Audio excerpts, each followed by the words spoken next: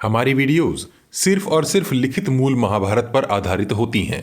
हम किसी प्रकार का बदलाव नहीं करते। इस भाग में आप विस्तार से जानेंगे कि श्री कृष्ण ने अर्जुन को धर्मद्रोहियों के वध का क्या कारण बताया तथा कर्ण ने अर्जुन पर शक्ति बाण क्यों नहीं छोड़ा। इसके विषय में संजय ने धृतराष्ट्र को तथा श्री कृष्ण ने सात्विकी को कौन सा रहस्य बताया। पिछले भाग में आपने जाना था कि इस रात्रि युद्ध में कर्ण के साथ घटोत्कच का माया से भरा युद्ध किस प्रकार हुआ तथा अंततः घटोत्कच किस प्रकार मारा गया। पिछले एपिसोड का लिंक आपको डिस्क्रिप्शन बॉक्स तथा चैनल के पेज पर मिल जाएगा। द्रोण पर्व अध्याय 181। अर्जुन बोले, हे जनार्दन, आपने हम लोगों के हित के लिए कैसे और किन किन उपायों से जरासंध आदि योद्धाओं का वध कराया है। श्री कृष्ण बोले, हे अर्जुन, जरासंध, शिशुपाल और महाबली एकलव्य यदि ये पहले ही न मारे गए होते तो इस समय बड़े भयंकर सिद्ध होते। दुर्योधन उन सभी श्रेष्ठ रथियों से अपनी सहायता के लिए अवश्य प्रार्थना करता और वे हमसे सर्वदा द्वेष रखने के कारण निश्चय ही कौरवों का ही पक्ष लेते। वे सभी वीर, महाधनुर्धर, अस्त्र विद्या के ज्ञाता तथा दृढ़ता पूर्वक युद्ध करने वाले थे। अतः दुर्योधन की समस्त सेना की देवताओं के समान ही रक्षा कर सकते थे। कर्ण, जरासंध, चेदीराज शिशुपाल और निषाद नंदन एकलव्य ये चारों मिलकर यदि दुर्योधन का पक्ष लेते तो इस पृथ्वी को अवश्य ही जीत लेते। हे धनंजय, वे जिन उपायों द्वारा मारे गए हैं मैं तुम्हें बतलाता हूँ, तुम ध्यान पूर्वक सुनो। बिना कोई उपाय किए तो उन्हें युद्ध में देवता भी नहीं जीत सकते थे। हे कुंती नंदन, उनमें से एक एक वीर ऐसा था जो लोकपालों से सुरक्षित समस्त देव सेना के साथ समरांगण में अकेला ही युद्ध कर सकता था। हे अर्जुन, एक समय की बात है, रोहिणी नंदन बलराम जी ने युद्ध में जरासंध को पछाड़ दिया था। इससे कुपित होकर जरासंध ने हम लोगों के वध के लिए अपनी सर्वघातिनी गदा का प्रहार किया। अग्नि के समान प्रज्वलित वह गदा इंद्र के चलाए हुए वज्र की भांति आकाश में सीमांत रेखा सी बनाती हुई हमारे ऊपर गिरती दिखाई दी। आती हुई उस गदा को देखते ही उसके प्रतिघात अर्थात निवारण के लिए रोहिणी नंदन बलराम जी ने स्थूलाकर्ण नामक अस्त्र का प्रयोग किया। उस अस्त्र के वेग से खंडित होकर वह गदा भूमि को विदीर्ण करती और पर्वतों को कंपाती हुई सी भूतल पर गिर पड़ी। जिस स्थान पर वह गदा गिरी वहां उत्तम बल पराक्रम से संपन्न जरा नाम की एक भयंकर राक्षसी रहती थी। उसी ने जन्म के समय जरासंध के शरीर को जोड़ा था। हे अर्जुन, जन्म के समय जरासंध का आधा आधा शरीर दो अलग अलग माताओं के पेट से उत्पन्न हुआ था। उस जरा राक्षसी ने उन दो आधे शरीरों को जोड़ा था और एक जीवित बच्चा बनाया था, इसीलिए उसका नाम जरासंध हुआ था। हे पार्थ, भूमि के भीतर रहने वाली वह राक्षसी उस गदा से तथा स्थूलाकर्ण नामक अस्त्र के आघात से पुत्र और बंधु बांधवों सहित मारी गई। हे धनंजय, उस युद्ध के समय जरासंध बिना गदा के हो गया था। इसी कारण से मेरे द्वारा ही अर्थात मेरी योजना से ही भीमसेन ने उसे पूर्व काल में मार डाला था। हे नरश्रेष्ठ, यदि इस समय उस प्रतापी जरासंध के हाथ में वह गदा होती तो इंद्र सहित संपूर्ण देवता भी उसे यहाँ युद्ध में मार नहीं सकते थे। तुम्हारे हित के लिए ही द्रोणाचार्य ने एकलव्य का आचार्यत्व करके अर्थात गुरु बनकर उसका अंगूठा कटवा दिया था। सुदृढ़ पराक्रम से संपन्न वह अत्यंत अभिमान से भरा हुआ एकलव्य जब हाथों में दस्ताने पहनकर वन में विचरता था उस समय वह दूसरे परशुराम के समान ही जान पड़ता था।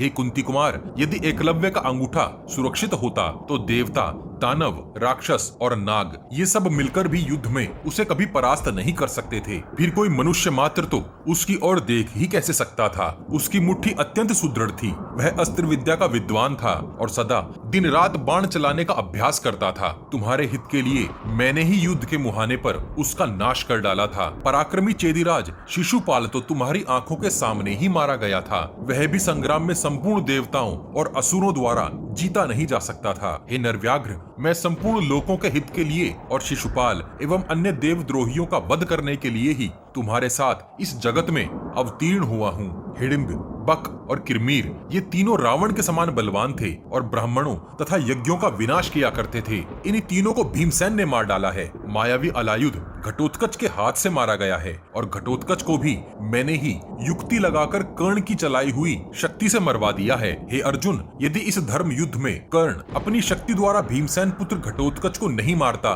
तो एक दिन मुझे ही उसका वध करना पड़ता। तुम लोगों का प्रिय करने की इच्छा से ही मैंने उसे पूर्व काल में नहीं मारा था। घटोत्कच ब्राह्मणों और यज्ञों से द्वेष करने वाला तथा धर्म का लोप करने वाला एक पापात्मा राक्षस था, इसलिए मैंने उसे इस प्रकार मरवा दिया। हे निष्पाप पांडुनंदन, इस उपाय से ही मैंने इंद्र की दी हुई शक्ति भी कर्ण के हाथ से दूर कर दी।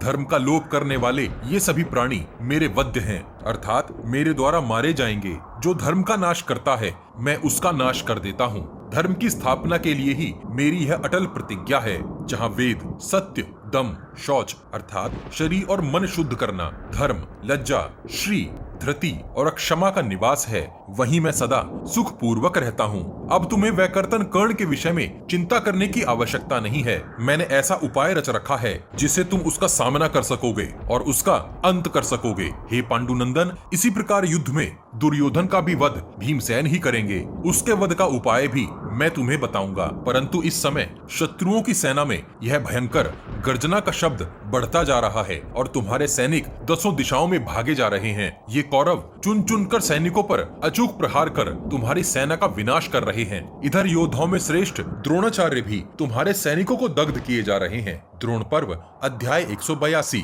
धृतराष्ट्र ने पूछा, हे संजय, कर्ण के पास जो शक्ति थी वह यदि एक ही वीर का वध करके निष्फल हो जाने वाली थी तो उसने सबको छोड़कर अर्जुन पर ही उसका प्रहार क्यों नहीं किया? अर्जुन के मारे जाने पर समस्त संजय और पांडव अपने आप ही नष्ट हो जाते, तो फिर एक वीर अर्जुन का ही वध करके उसने युद्ध में क्यों विजय प्राप्त नहीं की? अर्जुन का तो यह महान व्रत ही है कि युद्ध में किसी के ललकारने पर वह पीछे नहीं लौट सकता। ऐसी दशा में सूतपुत्र कर्ण को स्वयं ही अर्जुन की खोज करनी चाहिए थी और उसे ललकारना चाहिए था। हे संजय, इस प्रकार अर्जुन को द्वैरथ युद्ध में लाकर धर्मात्मा कर्ण ने इंद्र की दी हुई शक्ति से उसे क्यों नहीं मार डाला? यह भी तुम मुझे बताओ। निश्चय ही मेरा पुत्र दुर्योधन बुद्धिहीन और असहाय है। इन सब शत्रुओं ने उसे ठग लिया। वह पापी अपने शत्रुओं पर कैसे विजय पा सकता है जो इसकी सबसे बड़ी शक्ति और इस विजय का आधार स्तंभ थी? उस दिव्य शक्ति को घटोत्कच पर चलवाकर श्री कृष्ण ने उसे व्यर्थ करवा दिया।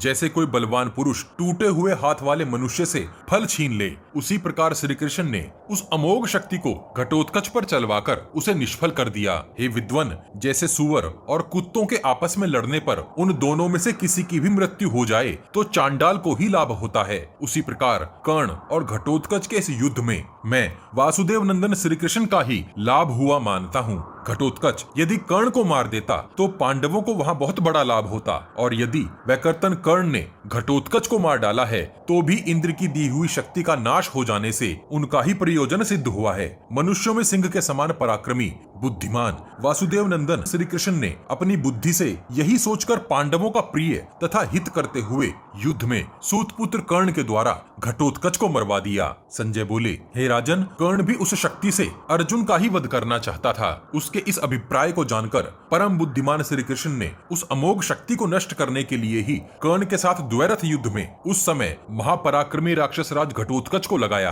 परंतु हे महाराज, यह सब आपकी कुमंत्रणा का ही फल है।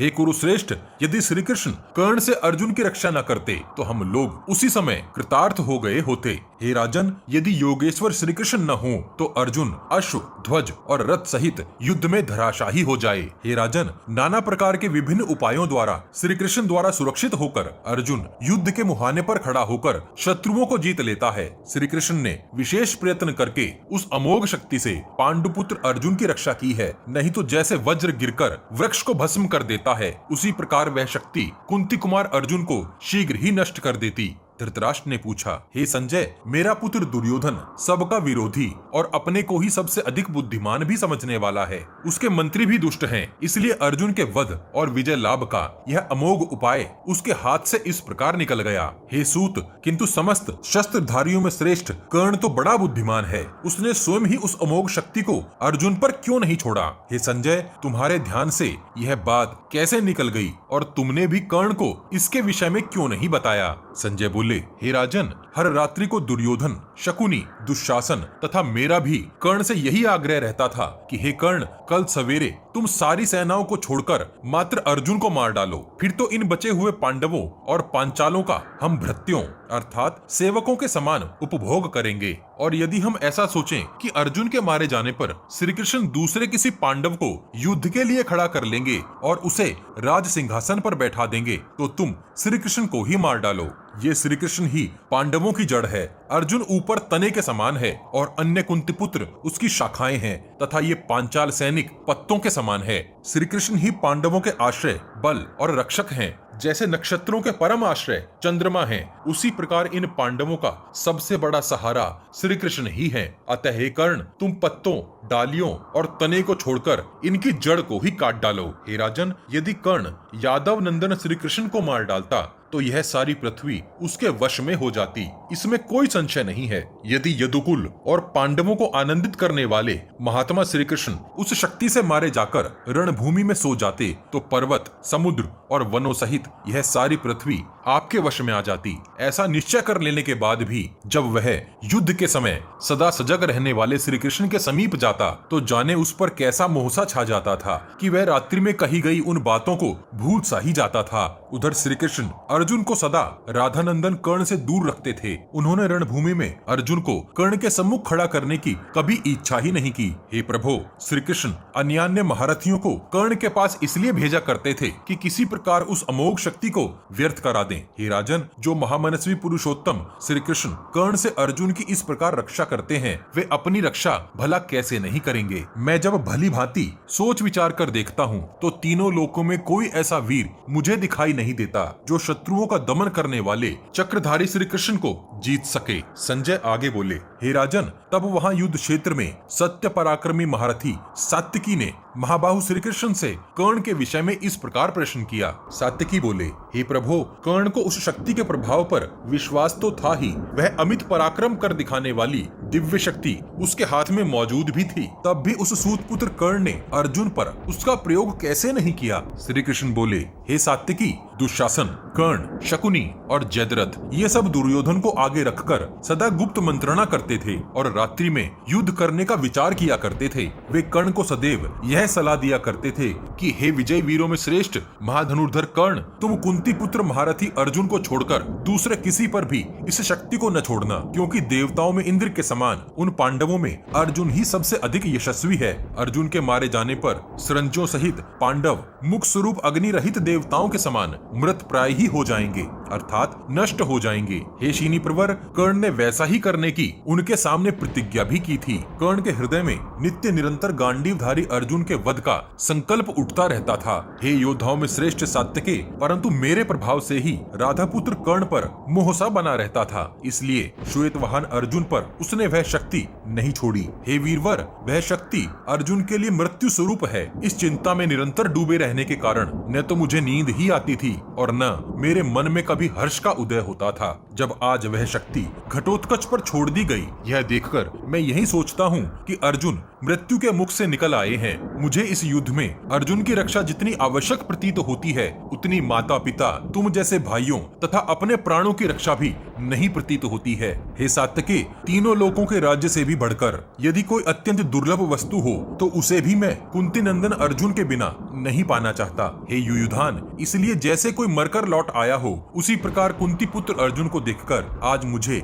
बड़ा भारी हर्ष हुआ था। इसी उद्देश्य से मैंने युद्ध में कर्ण का सामना करने के लिए राक्षस घटोत्कच को भेजा था। उसके सिवा दूसरा कोई इस रात्रि के समय युद्ध में कर्ण को इस प्रकार पीड़ित नहीं कर सकता था। संजय बोले, हे महाराज, इस प्रकार अर्जुन के हित में संलग्न और अपने प्रिय साधन में निरंतर तत्पर रहने वाले देवकी नंदन श्री कृष्ण ने उस समय सात्विकी से यह सब बात कही थी। द्रोण पर्व का 182वां अध्याय यहीं समाप्त होता है। अगले भाग में जानेंगे कि धृतराष्ट्र को किस प्रकार का पश्चाताप हुआ तथा शोक में डूबे युधिष्ठिर को किस प्रकार श्री कृष्ण और महर्षि व्यास ने बाहर निकाला। इस विशाल ग्रंथ महाभारत को शीघ्रता से समेटने के लिए हम ग्राफिक्स के साथ पॉडकास्ट का सहारा भी ले रहे हैं, ताकि आप तक कुछ जल्दी से महाभारत का सही रूप पहुंचाया जा सके। आपको हमारा प्रयास कैसा लग रहा है, कृपया कमेंट बॉक्स में कमेंट करके हमें जरूर बताइए। पिछले सभी भाग आपको हमारे चैनल के पेज पर और इस वीडियो के डिस्क्रिप्शन बॉक्स में भी मिल जाएंगे। हम हर सीरीज की एक प्लेलिस्ट भी बनाते हैं। उम्मीद है आप हमारी वीडियोस अपने उन दोस्तों को शेयर जरूर करते होंगे जो महाभारत का सही रूप समझना और जानना चाहते हैं। आपके हर शेयर से हमारा मनोबल बढ़ता है। अपने प्रियजनों तक यह ज्ञान पहुंचाने के लिए वॉच गॉड चैनल को सब्सक्राइब और शेयर करना मत भूलिए। सब्सक्राइब बटन के बगल में बनी छोटी सी घंटी भी बजा दीजिए। जय श्री कृष्ण, हर हर महादेव।